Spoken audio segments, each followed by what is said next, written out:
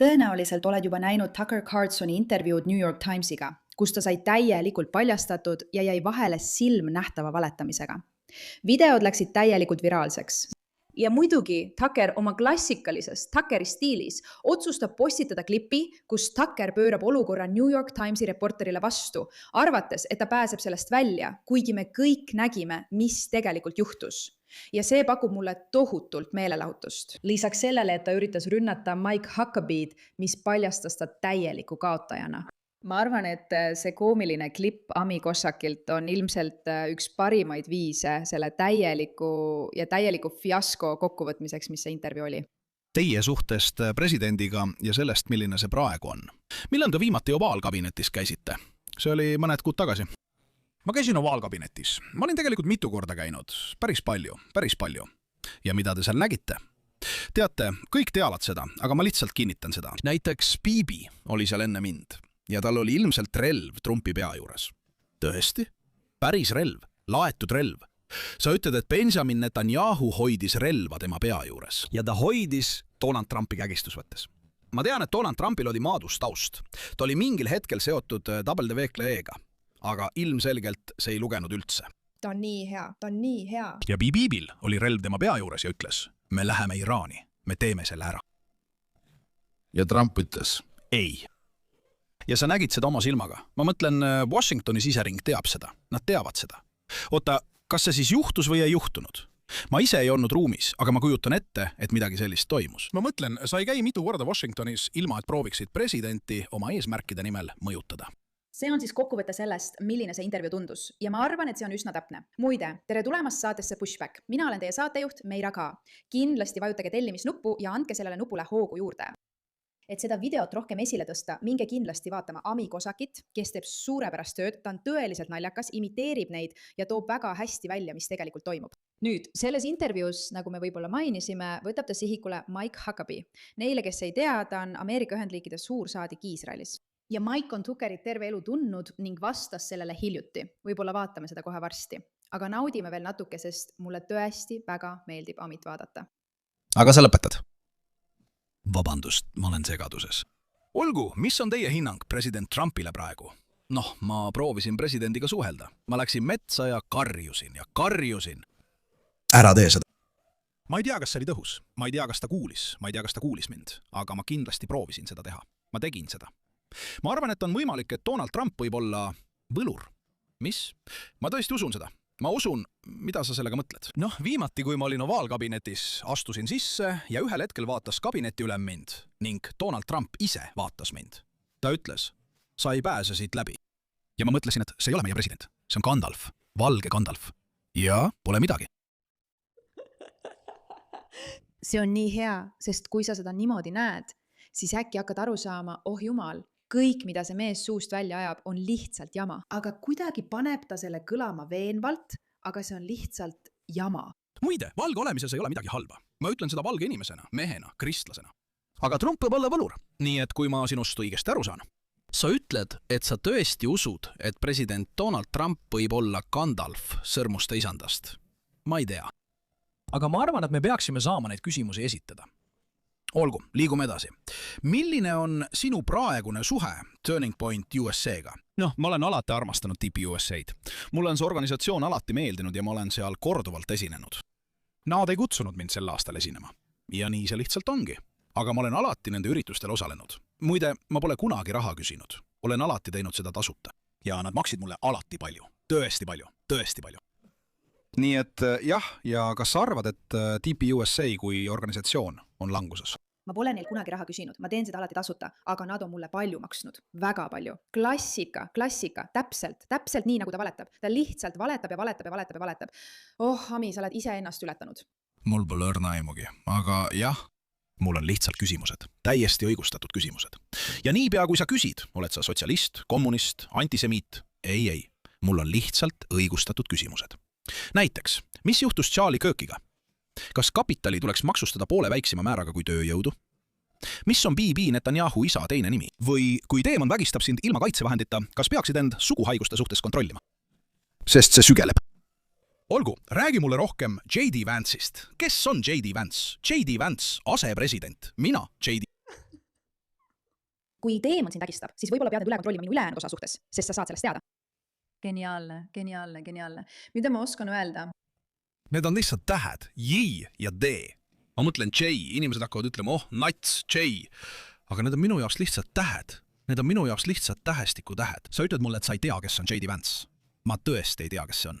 Need sõnad pole mul tegelikult kunagi üle huulte tulnud. Ma pole neid sõnu kunagi öelnud. Ja ma pole kunagi, Teiker. Vaata, ma olen sind aastaid vaadanud, okei? Juba ammu kaabeltelevisiooni uudiste saadete ajal, kui sul oli saade, mis saade see oli? Sinu telesaade. Mul pole kunagi olnud saadet, üldsegi mitte. Sul oli üks kõige kõrgema reitinguga teleuudiste programme. Ma pole sõna otseses mõttes kunagi televisioonis ühtegi sõna lausunud. See ongi see on nii hea, see on täielik vale. Me teame, et sa tunned J.D. Vance'i. Kõik teavad, et sa tunned J.D. Vance'i. Me teame, et sul oli telesaade. Kõik teavad seda. Aga ta lihtsalt istub seal ja ütleb, ei, ma ei tea, millest sa räägid. Ei, ma ei teinud seda. Ma ei ütleks kunagi neid sõnu. Pole kunagi kuulnudki. Ei, just täpselt selline see New York Timesi intervjuu tunduski. Ei, mida sa teed? Ja see on hämmastav, see on peaaegu meistriteos, kui suudad lihtsalt kaamerasse või intervjuu ajal silma vaadata ja valetada asjade kohta, sest need ei sobi sinu agendaga või sellega, kuidas sa tahad end näidata. Täpselt seda ta teebki ja inimesed ei saa sellest aru. Nad ei saa sellest aru, sest meie jaoks tundub see peaaegu iseenesest mõistetav, et kui sa oled moraalne inimene, siis sa ei valeta. Ja mõnikord pead sa ütlema väikese vale, aga kindlasti ei valeta sa nii väga avalikult. Ja meil on ka see kummaline seos, et uudiste reporterid on moraalsed inimesed. Kui sa oled seal väljas ja sul on taskuhääling ning sa püüad maailmas midagi head teha ja seetõttu pole võimalik, et sa lihtsalt oled täiesti rahul sellega, et valetad reitingute nimel, eks? Aga just sellest inimesed aru ei saa. Samamoodi on seal väljas inimesi, kes on valmis olema uskumatult korrumpeerunud, et raha teenida ja me oleme ühiskonnana selle omaks võtnud. Kui sa tahad olla rikas, siis on võimalus, et sa töötad inimestega, kes on täiesti rahul sellega, et sind täielikult alt vedada. Sulle näkku valetada lihtsalt selleks, et ise rohkem võita. Meediategelastega on sama lugu. Paljud neist on täiesti rahul sellega, et sulle näkku valetada, kui see tõstab nende reitinguid. Ja see on jälle raske mõista, sest sa mõtled, et ma olen aastaid vaadanud Tucker Carlsonit ja ta on alati mind kaitsnud, mind olnud minu poolel või sama ka Meghan Kellyga. Ja äkki, kui aususe mäng enam ei tööta, tuleb mängu valetamine. Ja inimestel on raske seda märgata, mispärast selline huumor ongi nii oluline. Inimesed tulevad välja ja näitavad täpselt, kuidas see välja näeb, kui need inimesed teevad seda, milleks neid on koolitatud. Tuua meediale reitinguid. Mitte olla sinu rabi, mitte olla sinu imaam, mitte olla sinu jutlustaja, mitte tegelikult ühiskonda kaitsta, nagu nad väidavad, vaid panna sind uskuma, et nad on seda, et sa ise ennast valesti hindaksid. See on sisuliselt gaasi valgustamine kõige äärmuslikumal tasemel. Nagu kunagi varem, vähemalt nii palju, kui ma mäletan. Ma räägin aastatest, mil sa olid Foxis. Mõtled sa Foxi all Rebast või? Ei, Fox News, vabandust. Mina tean ainult Rebast seda looma. Ma mõtlen tegelikult, ma ei tea, kuidas see kõlab üldse mitte. Nagu, mida Rebane ütleb. Tucker, sina? Tucker, kas sinuga on kõik korras? Ma pole kunagi teles olnud. Ma ei tea, mis see on. Kus me oleme? Kes sina oled? Kes mina olen? Mis see on? Mis see on? Need on küsimused. Mul on küsimusi. Kes mina olen? Ma ei tea. Kus me oleme? Me peaksime pausi tegema. Tere! Ma olen Jean Valjean. Mis see on? Miks sa oled täiesti märg, kallis? Mis see on? Jah, ta on siin. Kuidas on hallutsinatsioonidega? Lähegu siit, Taki. Need inimesed on kõik kristlikud sionistid. Sa oled siin olnud, selle asutuse patsient. Mən käperdasunes demon. Unenägusid, mida sa igal ööl näed. Seal olid küüniste jäljed. Oli küll. Ja sa oled paljastanud vandenõu. Nii et kõike, mida me sulle räägime selle kohta, kes sa oled või mida sa oled teinud, saad sa lihtsalt valeteks pidada. Olgu, Sean, paha poiss! Ma olen sõber J.D. Vance'iga. Ma olen kuulnud. Seda fantaasiat juba 2 aastat. Nüüd tean ma iga detaili. Mulle meeldib see. Sa oled meie kõige ohtlikum patsient. Sinu kuritegu on kohutav. See on midagi, mida sa endale andestada ei suuda. Nii et sa leiutasid endale teise mina. Ma olen täiesti nõus. Kas sa saad aru? Neile, kes sellest aru ei saa, see on viide filmile Shutter Island, imeline film. Jällegi, ma tahan teile meelde tuletada. See mees tuli sellele intervjuule ja valetas silmagi pilgutamata. Sina alustasid, tead küll. Mina ei pannud seda tähele. Rääkides tema taustast ja sellest, kus ta üles kasvas. See on teistsugune intervjuu kui intervjuu suursaadik Huckabee'ga. Ma olen Huckabee tundnud üle 30 aasta.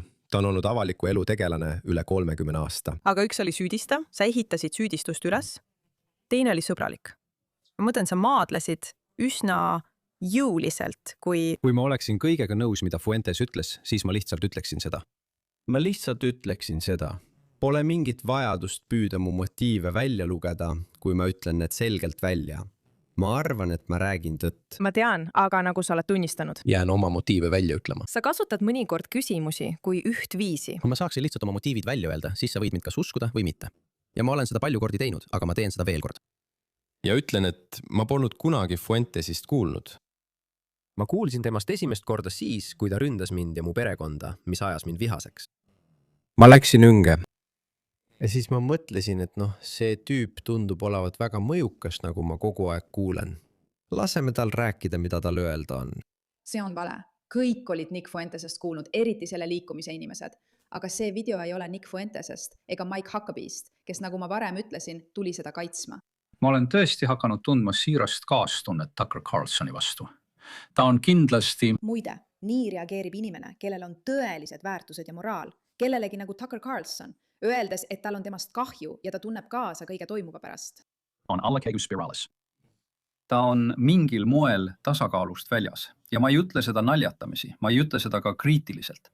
Ma ütlen seda, sest tunnen muret inimese pärast, kes ilmutab märke ratsionaalse mõtlemise ja igasuguse perspektiivitunde kaotamisest ning ei suuda eristada tõde valest. Ja isegi öeldes asju nagu ma ei öelnud seda kunagi, kuigi tegelikult on see selgelt videos olemas, ta ütleb seda ise välja. Nii et ma ei ole tema peale vihane, ma ei vihka teda. Ma olen teda tundnud üle 30 aasta, aga ma olen siiralt tema pärast mures. See näebki välja nii, kui kellelgi on moraalne selgus. Kui nad on valmis ütlema, jah, okei, ta ründas mind. Ja ta tõesti ründas teda üsna inetult New York Timesi intervjuus ja te võite ise seda vaadata, aga öelda, et siin on midagi valesti. Ma lihtsalt arvan, et selle video mõte on panna inimesi mõistma, et isegi kui siin on midagi valesti, isegi kui on olemas kõik võimalikud vabandused. No küll. Kas inimesed peavad tõesti hakkama nägema, mis tegelikult toimub, et Tucker Carlsonit ei tohi mingil juhul usaldada? Aitäh, et sellele tähelepanu pöörasite.